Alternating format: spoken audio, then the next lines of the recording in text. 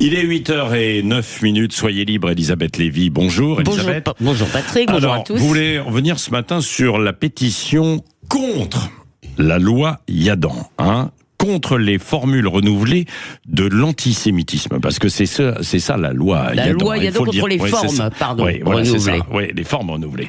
Elle a recueilli cette pétition plus de 500 000 signatures. Qu'est-ce que ça signifie ? Alors le texte sera discuté la semaine prochaine, mais la bataille de l'opinion fait rage. Des tribunes, des tweets, de l'indignation à gogo, et donc cette pétition publiée sur le site de l'Assemblée nationale et qui pourrait donc être discuté dans l'hémicycle, mais sans doute après l'examen du texte lui-même.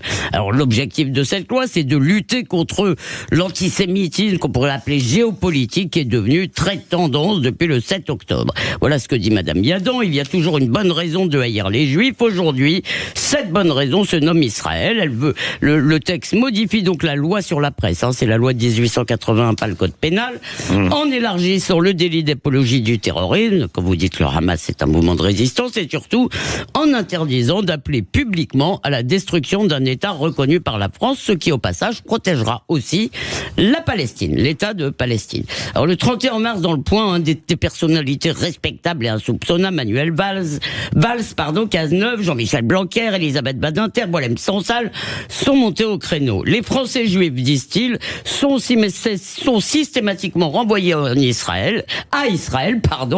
Ils doivent se justifier, se dissocier, s'expliquer. En somme, tout juif est une cible car il est comptable de la politique israélienne. Voilà pourquoi ils sont pour la loi. En face, LFI est à l'offensive. Donc, cette pétition a été sinon téléguidée, du moins fortement encouragée par les insoumis. Elle dénonce une volonté de faire taire toute voix s'opposant aux assassinats commandés par Israël.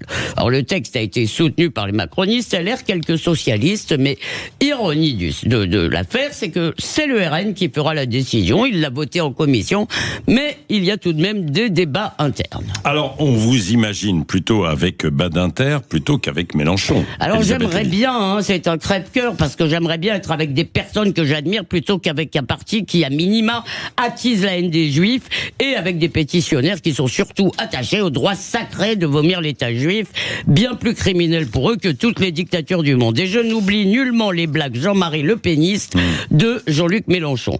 Et en plus, je suis d'accord avec Badinter et les autres, cet antisémitisme avec bonne conscience que rien n'arrête devrait tous nous affoler. Mais quoi qu'ils en disent, cette loi va finalement réguler les opinions. Or, on ne combat pas les mauvaises idées au tribunal. D'abord sur le plan des principes, ça me gêne.